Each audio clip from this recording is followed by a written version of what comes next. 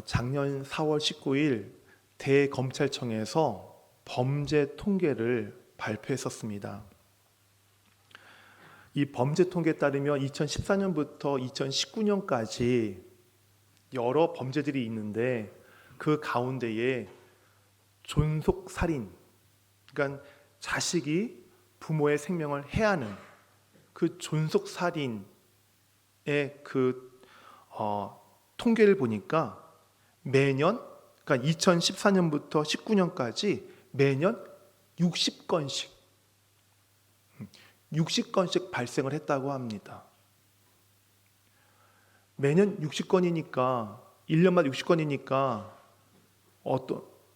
한 주에 한 번꼴로 이러한 정말 그 끔찍한 일들이 우리나라에서 있었다는 거예요. 그런데 이 통계는 자식이 부모에게 가하는 이 정신적인 폭력, 그러니까 생명이 아닌 다른 곳에 유해를 가하는 그런 범죄에 대해서는 지금 포함시키지 않은 수치예요. 만약 자식이 부모에게 가하는 그 크고 작은 물리적인 정신적인 폭력까지 아마 다 따졌다면 아마 어마어마한 수치가 나오겠지요.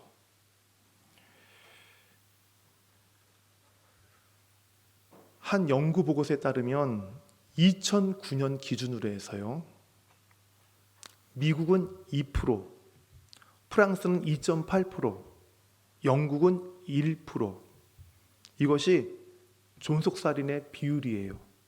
그런데 우리나라는 무려 4.2%나 됩니다. 외국에 비해서 두세 배가 높은 거예요.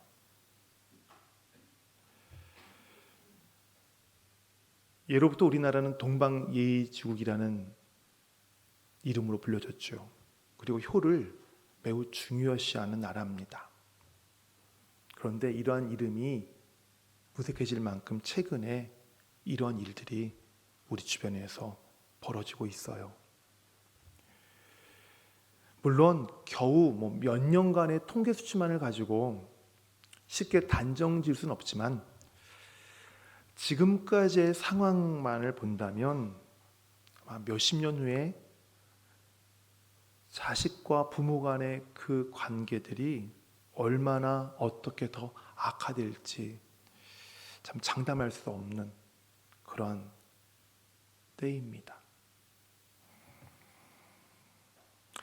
이렇게 부모와 자식 간의 갈등이 점점 고조되고 있는 이 현실 속에서 우리는 내 부모를 공경하라라는 하나님의 말씀 앞에 서 있습니다.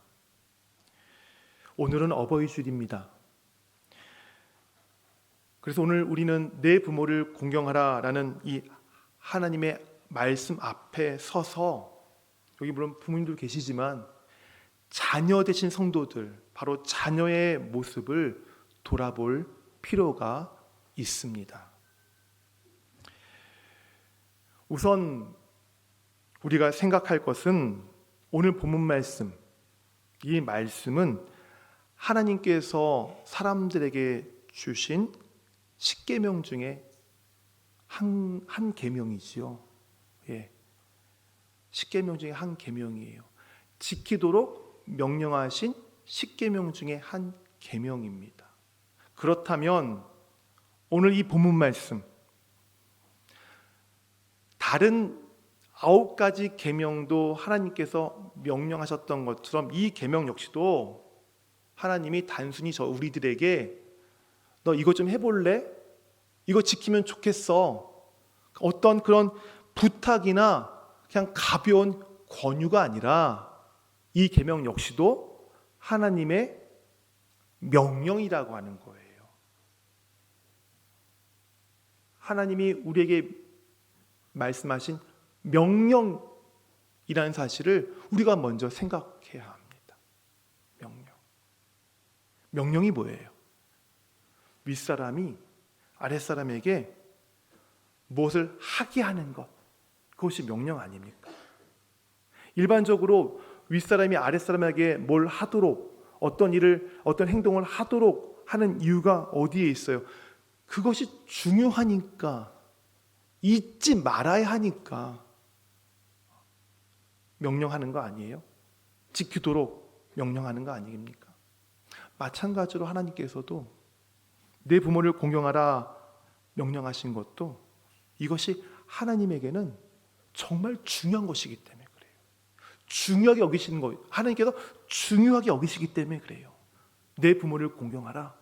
하나님 중요하게 여기시기 때문에. 그리고 하나님이 중요하게 여기시는 것을 우리도 중요하게 여기고 거기에 순종하기를 원하시기 때문에 이 말씀 우리에게 주시는 거예요. 하나님께서 내 부모를 공경하라 라고 하는 이 계명을 얼마나 중요하게 여기시는지는 이 말씀의 히브리어 원어를 보면 우리가 좀 정확하게 알 수가 있어요. 내 부모를 공경하라에서 우리말 공경하다라고 하는 이 말이 히브리어로 카베드입니다. 카베드. 따라해 보실래요? 카베드. 예, 카베드. 원래 의미가 무겁다라고 하는 뜻이에요. 무겁다. 히브리 사람들이 인간의 장기 가운데 카베드라고 부르는 장기가 있어요. 인간의 장기 가운데 가장 무거운 것이 뭡니까? 간이에요. 간. 그래서 간을 카베드라고 불렀습니다. 무거워서. 카베드. 무겁다라는 의미인데, 이 무겁다라는 카베드가 명령형으로 쓰이면 의미가 이렇게 바뀝니다. 중요하게 여기다. 중요하게 여기다. 비중 있게 생각하다. 또는 무겁게 여기다. 무겁게 여기다. 그런 의미로 이제 의미가 사용이 되어져요. 그래서 이 단어의 히브리어 의미를 살려서 내 부모를 공경하라라고 하는 이 말씀을 원어 그대로 직역하면 내 부모를 가볍게 여기지 말아라. 내 부모를 중요하게 여겨라. 내 부모를 존중해라 라는 의미가 되겠죠. 우리말 성경은 이 의미들을 다 포함하는 공경이라는 말로 번역을 하고 있어요. 공경이라는 말로. 그런데 이 카베드라고 하는 이 의미가 여기서 끝나지 않습니다. 이 단어에는 놀라운 사실이 하나 숨겨져 있는데요. 이 신학자들이 보는 히브리어 사전을 보면 그 단어가 성경에, 구약 성경에 몇 번 사용됐는가 횟수가 기록이 되어 있거든요. 이 카베드라는 단어를 히브리어 사전을 찾아보면 구약 성경 전체에 히브리어 이 카베드라는 단어가 딱 4번 사용됩니다. 4번. 이 4번 사용하는 그 용례를 보면 그 말씀을 보면 두 가지 대상에게만 이 카베드를 사용해요. 한 대상은 하나님, 한 대상은 누구요? 부모. 카베드는 하나님과 부모 딱 두 대상에게만 사용되는 단어예요. 그래서 이 단어에 그 동의어가 있는데 야레라고 하는 경외하다라고, 하나님께만 쓰는 경외하다라는 단어가 이 카베드의 동의어예요. 무슨 말이에요? 하나님께서 자식들이 자기의 자녀들, 자기의 부모를 어떻게 대하기를 바라는 하나님의 그 마음, 그 뜻이 담겨 있는 거죠. 하나님은 자녀들이 자기 부모를 소홀히 대하지 않고 하나님께 카베드 하듯이 부모도 그렇게 중요한 분으로 여기고 섬기고 그리고 깊이 존중하고 그렇게 따스한 사랑으로 부모를 공경하기를 원하시고 계시는 거예요. 느껴지세요? 하나님의 마음이 느껴지세요? 얼마나 중요하게 여기시는지 그것이 느껴지세요? 또 내 부모를 공경하라라는 이 말씀을 하나님이 또 중요히 여기시는 또 한 가지가 있어요. 오늘 먼저 본문 말씀을 먼저 읽어볼까요? 16절 말씀 읽겠습니다. 너는 내 하나님 여호와께서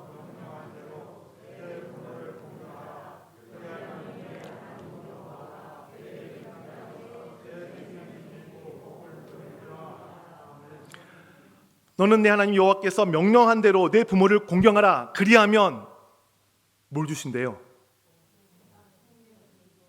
먼저 땅에서, 내가 준 땅에서, 그리고 생명이 길고 또 복을 누리리라.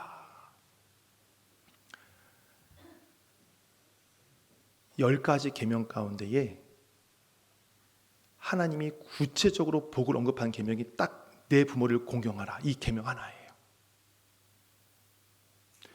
물론 9가지 계명도 하나님께서 그 계명을 지키는 자에게 1000대까지 은혜를 주시겠다고 말씀하셨는데, 9가지 계명들은 은혜를 주시겠다, 복을 주시겠다고 하셨는데 구체적인 복은 기록되어 있지 않아요. 그런데 유독 이 내 부모를 공경하라, 이 말씀, 이 계명에만 하나님이 구체적으로 약속하세요. 땅을 주겠다, 생명이 길 것이다, 복을 누리게 될 것이다.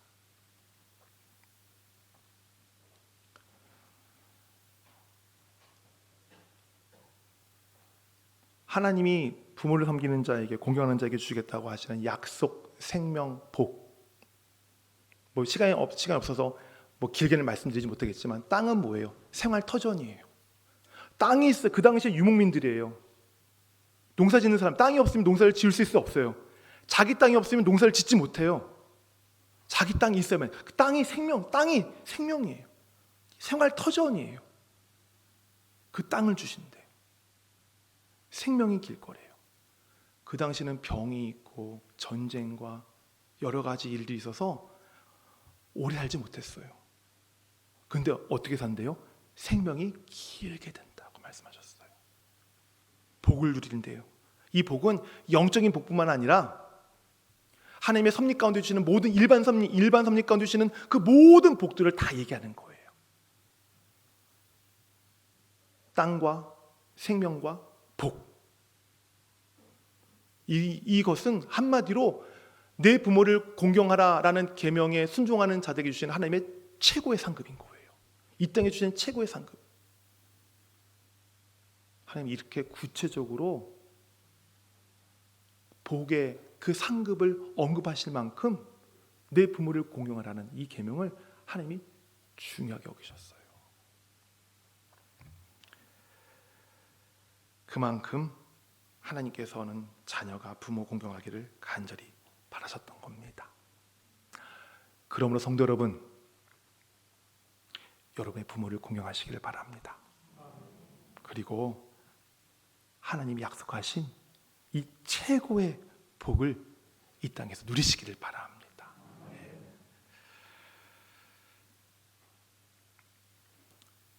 그런데 여기 어떤 분들께서는 다른 분들과는 좀 다르게 내 부모를 공경하라라는 계명을 들으면 좀 마음이 힘든 분이 계실 겁니다. 내 부모를 공경하라. 분명히 하나님이 주신 말씀인 것은 내가 알겠고 믿는데, 이 말씀이 내 가슴으로는 내가 그 말씀을 받았는데 이것이 막상 이 말씀대로 내가 살지 못하는 그 버거움을 느끼시는 분들이 아마 계실 겁니다. 왜 그럴까요? 왜 가슴으로 느끼는데 그 말씀이 버겁게 느껴질까요? 여러 가지 이유가 있겠죠. 근데 가만히 생각하면 그 중에 가장 큰 이유는 그 버겁게 느껴지는 분들 그 마음 안에 부모에 대한 상처가 아직 아물지 않고 남아있기 때문에 그런 거예요. 부모에 대한 상처가.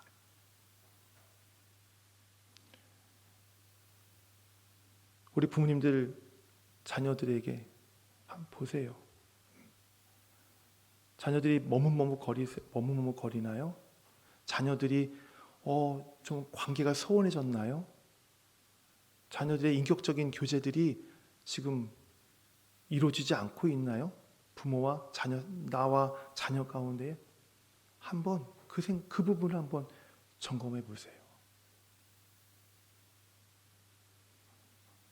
부모로부터 사랑과 보호와 지지를 받아야 될 그 어린 시절을 보낼 그 자녀들이 그때 그렇게 보내지 못하고 미성숙하고 그리고 무책임한 부모, 그들이 쏟아내는 걸러내지 않은 그 온갖 감정의 쓰레기를 받아내는 감정의 쓰레기통이 되어서 정신적으로 육체적으로 짓눌리고 방치되고 유기되고 무시되고 비교당하고 강요당하는 그러한 일들로 인해서 그분들 마음 깊은 곳에 부모에 대한 씻을 수 없는 상처, 그것이 자리 잡고 있기 때문에 그 상처가 갖고 있는 자녀들은 내 부모를 공경하라는 그 말씀이 하나님의 명령임에도 불구하고 그 명령대로 지키는 것을 되게 부담스러워합니다. 버거워해요.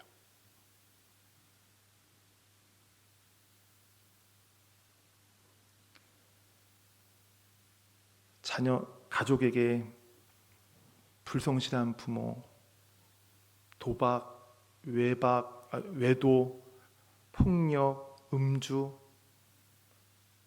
이런 평생 이렇게 사는 부모를 옆에서 지켜보는 자녀들은 얼마나 괴로웠겠습니까? 하루 중에 가장 괴로운 때가 언제일까요? 그들에게 있어서 어렸을 때 그 부모를 보는 시간 아니겠어요? 이런 분들이 세월은 지났지만 성인이 되었지만 부모로 독립은 했지만 여전히 그때 받은 상처, 그때 경험했던 그 어려움, 고통, 그것이 나이가 들어도 낫지 않았고 그것 때문에 상처를 준 부모와 거리가 멀어지는 거예요. 이런 분들에게 오늘 내 부모를 공경하라는 계명은 정말 지키기 어려운 계명이죠. 버거운 계명이죠. 이 자리에 만약 그런 분이 계시다면 저는 먼저 그분에게 이렇게 얘기하고 싶습니다. 먼저 부모와의 관계를 회복하시기를 바랍니다. 회복하시기를 바라요. 어떻게 회복해요? 먼저 성령님의 은혜를 구하시기를 바랍니다. 성령님의 은혜를 구하시고 부모님 모습을 그 모습 그대로 받아들이세요. 내가 이렇게 잘해드리면 내 부모 변화되겠지? 그것 때문에 늘 우리가 낙심하는 거예요. 내가 맛있는 거 사드리면, 내가 용돈을 좀 많이 드리면, 좀 좋은 데 여행을 시켜드리면 우리 부모 변화될 거야. 자식도 변화되지 않는데 부모가 어떻게 변화돼요?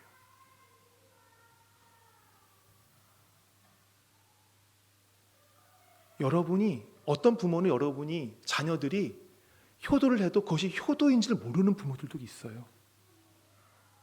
어떤 부모들은 내가 너한테 상처 줬다고? 말도 안 돼. 그렇게 자녀에게 상처 준 것을 기억하지 못하는 분들이거나 그걸 잃어버린 분들도 있어요. 그런 부모들에게 여러분의 효도를 통해서 공경을 통해서 저분이 바뀌었거니 기대하지 마세요. 그것 때문에 점점 거리가 멀어지고 그것 때문에 상처가 더 심해지는 거예요.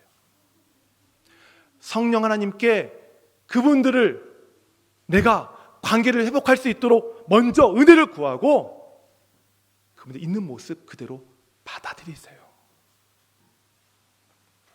하나님이 자녀된 나의 모습을 있는 모습 그대로 받아들이신 것처럼 인정하신 것처럼 있는 모습 그대로 부모 있는 모습 그대로 받아들이세요.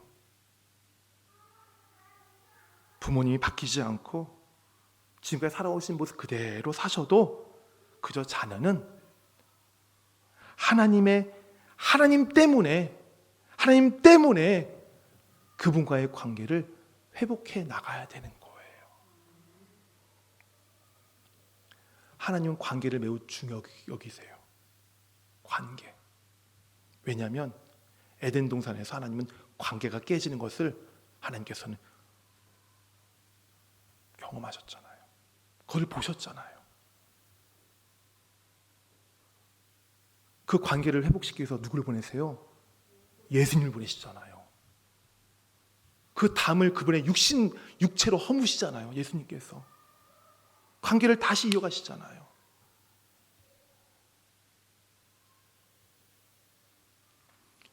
먼저 부모를 공경하기 전에 부모와의 관계를 회복하는데 먼저 하나님의 은혜를 구하시기를 바랍니다. 동시에 이것도 기억하셔야 돼요. 자녀들은 부모에게 상처를 받기도 하지만 부모에게 상처를 주기도 한다는 사실을 기억하세요. 부모만 자녀에게 상처 주는 것 아니에요. 자녀도 부모에게 상처를 줘요. 어떤 분 이런 말씀하시더라고요.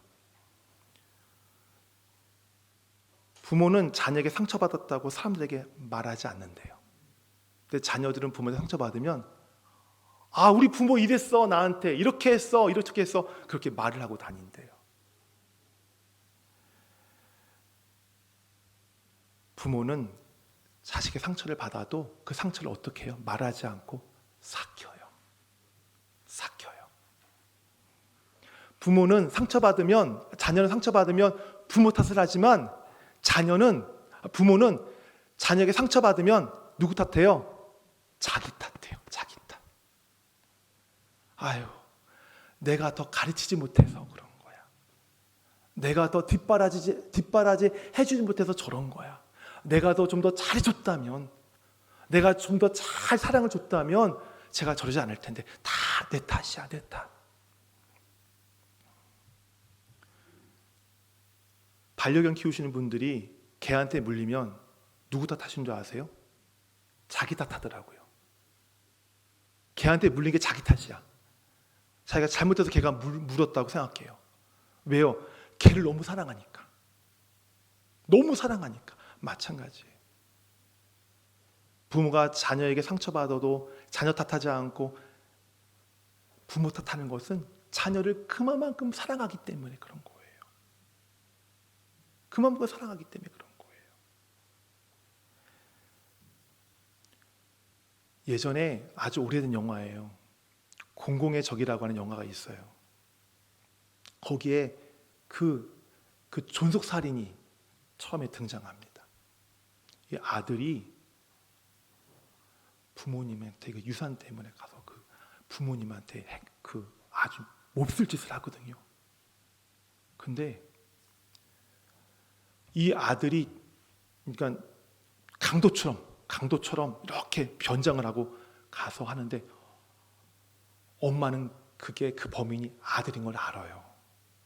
자기를 죽이러 온 사람이 강도가 아니라 자기 아들인 걸 알아요. 그 아들이 그 부모를 이렇게 해하다가 그 손톱이 잘려나가요. 근데 그 엄마가 죽는 가운데서 손톱을 삼킵니다. 자기 아들 덮어주려고. 물론 영화의 이야기지만 이게 부모의 마음인 거예요.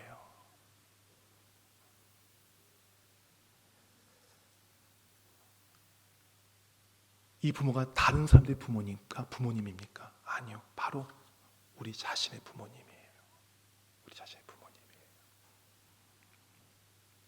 이것을 기억하시면서 여러분과 부모님의 관계를 회복시켜 가세요. 그리고 또 기억할 것이 있어요. 자녀인 여러분은 예수님 믿는 사람이라는 거 기억하세요. 예수 믿는 사람은 하나님의 자녀라는 거예요. 하나님의 자녀라는 사실은 하나님께로부터 용서를 받았다는 거예요. 그의 죄에 대해서 크고 아주 깊게 하나님께 용서를 받았다는 거예요. 그것이 하나님 예수 믿는 사람이에요. 여러분들이 여러분 자신의 죄를 하나님께서 얼마나 깊고 크게 용서하셨는가, 그것을 여러분이 안다면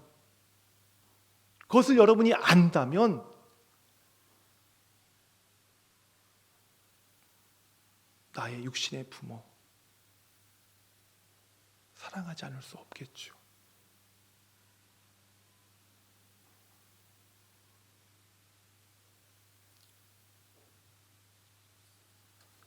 하나님께로부터 내가 받은 용서와 사랑은 내가 다른 사람들도 받은 그 상처를 이기게 합니다. 우리는 우리 자신에 대해 솔직할 필요가 있어요.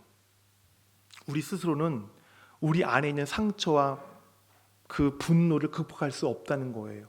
그리고 우리 스스로는 우리 부모 공경할 수 없어요. 그러나 복음을 통해서 내게 들어온 바로 그 하나님의 사랑은 내가 극복할 수 없는 상처와 믿음을 극복할 수 있게끔 나에게 능력이 됩니다. 그 복음을 통해서 내게 들어온 하나님의 사랑을 가지고 내가 가지고 있으면, 그전에는 내 부모 공유할 수 없는 존재고 미워할 수밖에 없는 존재처럼 보였지만, 그 사랑이 내 안에 들어왔을 때에는, 그 사랑을 깊고 크게 경험했을 때에는 그랬던 부모가 공경해야 될 대상, 사랑해야 될 대상으로 보여지게 되는 거예요.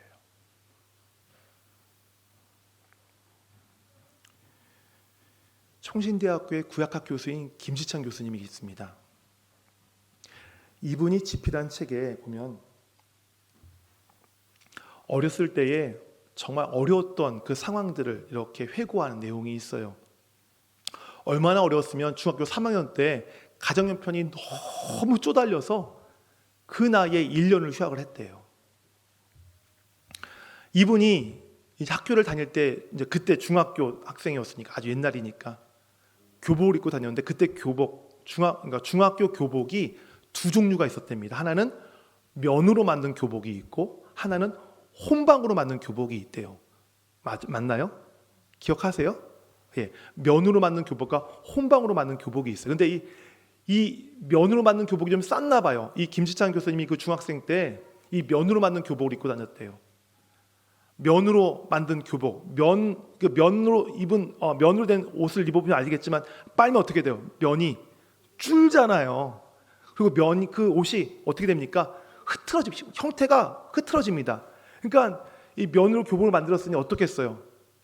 줄고 물 빠지고 흐트러진 교복을, 그냥 쭈글쭈글한 그 교복을 이 교수님이 중학교 때 입고 다녔던 거예요. 어느 날 담임 선생님이 이 김지찬 학생을 교무실 오라고 부르더래요.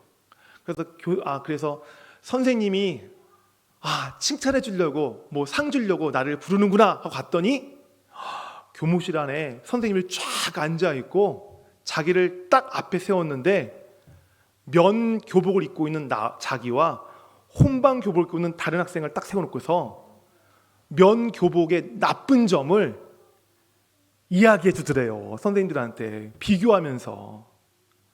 중학교 3학년. 얼마나 자존심 상했고 얼마나 부끄러웠겠어요. 그 책에 그때 그 창피했던, 당황했던 그 마음을 지금도 잊지 못하고 있대요. 그러면서 자기를 그렇게 가난하게 살도록 만든 아버지가 너무 원망스러웠대요. 너무 미웠대요. 그런데 이분이 나중에 하나님께서 자기에게 베푸신 그 용서와 사랑을 깊이 체험한 이후에 깨닫게 된 것이 하나 있었어요.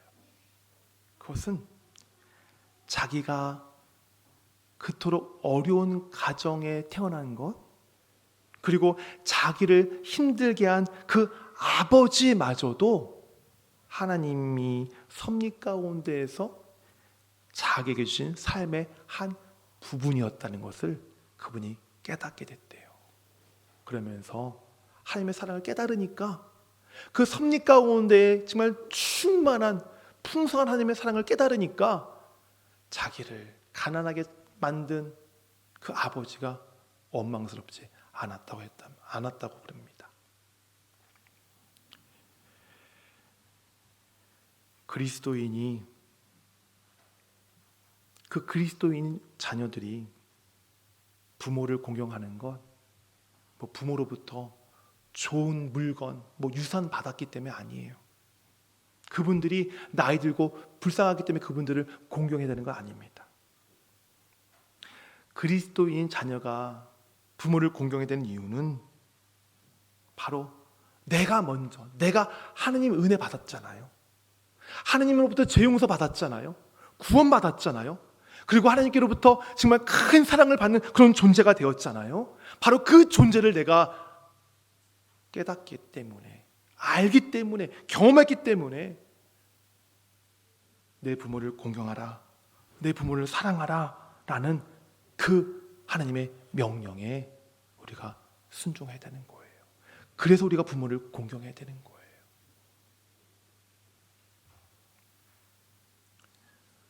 내 자신이 하나님께로부터 얼마나 큰 사랑을 받았는가를 아시는 성도들이라면 하나님의 이 명령에 순종하는 것, 그것이 합당한 것이고 이 명령에 따라 사는 삶이 하나님을 기쁘시게 하는 삶이라는 것을 아마 아실 것입니다.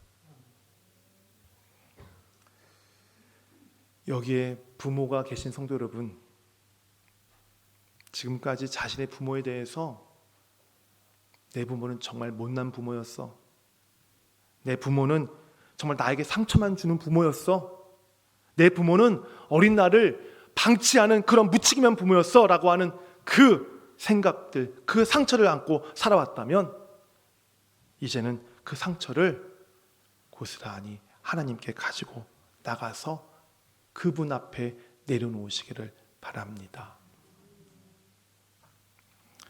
그러면 하나님께서 그 상처를 하나님의 크신 사랑과 은혜로 싸매주시고 아물게 하시고 그리고 낫게 하실 것입니다. 이때 기억할 것이 있어요. 여러분의 마음에 깊이 패인 그 부모로부터 받은 상처, 그게 한두 번의 하나님의 은혜로 사라지지는 않을 겁니다. 하나님의 은혜가, 하나님의 사랑의 능력이 없어서가 아니에요. 그만큼 여러분의 그 상처가 여러분의 죄와 이기심과 온갖 그 방어 기제로 똘똘 뭉쳐가지고 여러분 가슴, 그 마음에 깊숙이 박혔기 때문에 이것은 한두 번의 은혜로 해결할 수 있는 문제가 아니에요. 어떻게 해결할 수 있어요? 날마다 하나님 앞에 나오셔야 돼요. 날마다 하나님께 나오셔서 바로 그 문제를 하나님께서 다루어 주시는 것을 경험해야 합니다.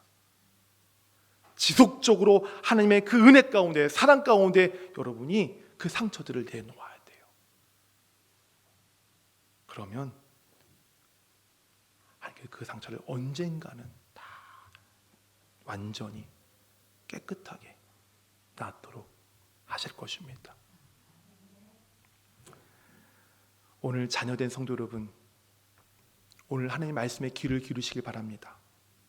하나님은 자녀인 우리들에게 내 부모가 좋은 부모면 공경해라, 내 부모가 유산 많이 남겨주면 공경해라, 내 부모가 부모다우면 공경해라 라고 조건 붙이지 않으셨어요. 내 부모를 공경하라, 아주 간단하게 말씀하셨어요. 이게 뭡니까? 내 부모가 좋은 부모든 좀 부족한 부모든 정말 무책임한 부모든 그거 다 떠나서 내 부모를 공경해라. 그것을 하나님께서 우리에게, 자녀된 우리에게 명령하고 계십니다. 그러므로 지난날에 가슴 아픈 기억들과 상처를 준 부모들을 용서하시고 부모를 공경하는 길로, 그 자리로 나가시기를 바랍니다. 제가 이번에 홍승 집사님 장례식 갔다 오고서요, 그냥 장례식 갈 때마다 제가 느끼는 것이 있어요. 너무 짧다, 인생은. 더 나아가서 부모와 자식이 하는 시간이 너무 짧다. 우리는 마냥 부모랑 같이 있을 줄 아는데 그게 아니더라고요. 부모님과 함께 할 시간이 얼마 남지 않았어요. 만약 이 시간들을 지금처럼 해왔던 것처럼 계속 원망하고 모든 소통을 단절시키고 관계를 단절시키고 그냥 이 시간을 그대로 보낸다면 어떻게 될까요? 후회하지 않으시겠어요? 그러니 가슴 아픈 기억들, 상처를 준 나의 부모들 용서하고 지금 시간이 우리에게 주어졌을 때, 하나님이 지금 우리에게 시간을 지금 주셨을 때에 그분들을 사랑하시기를 바랍니다. 네.